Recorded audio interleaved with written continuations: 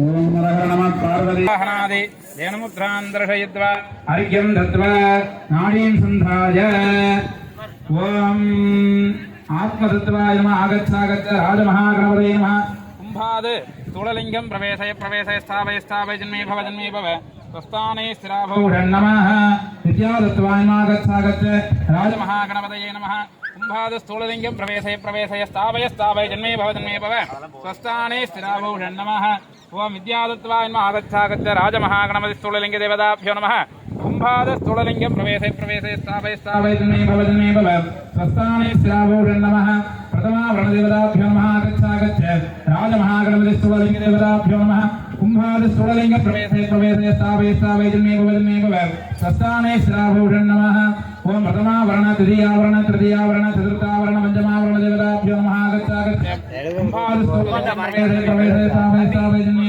भव स्वस्थाने स्थिराभौ नमः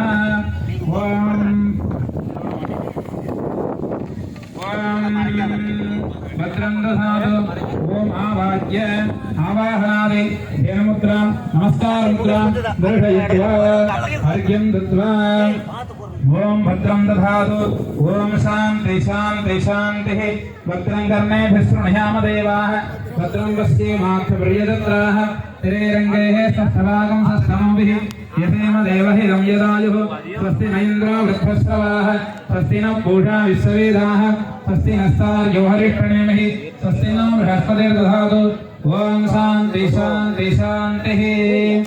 ओम नमो व्रातपदये नमो गणपतये नमः प्रमदपदये नमस्ते अस्तु लम्बोदराय एकदन्ताय विघ्नविनाशिने शिवसुदाय श्रीवरदमूर्तये नमो नमः ओम स्थूललिङ्गदेवताभ्यो नमः जपं समर्प्य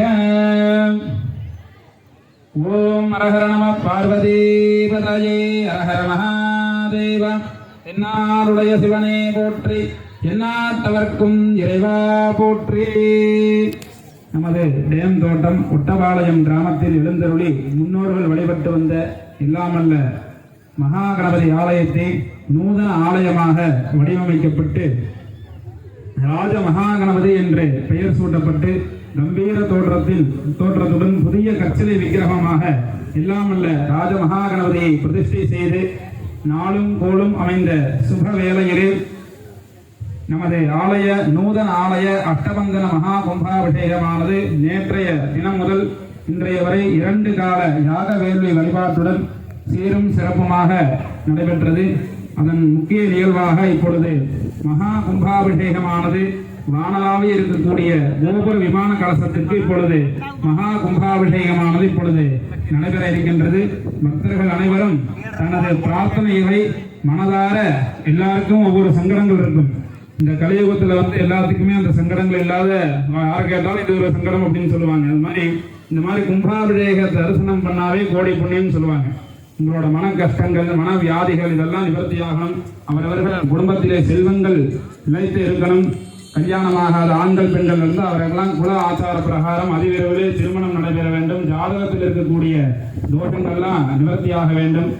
குழந்தை பாக்கியம் இல்லாத தம்பதிகளுக்கெல்லாம் அதிவிரைவிலே புத்திர சந்தானம் கிடைக்க வேண்டும் என்று அனைவரும் ஒருமனதாக பிரார்த்தனை செய்ய வேண்டும். இந்த அனைத்து ஜீவராசிகளும் இன்புற்று வாழ வேண்டும். அனைவருமே நோயற்ற வாழ்வும் குறைவற்ற செல்வமும் பெற வேண்டும். அவரவர்கள் குலங்கள் வாழையடி வாழையாக சிறக்க வேண்டும் என்று மனதார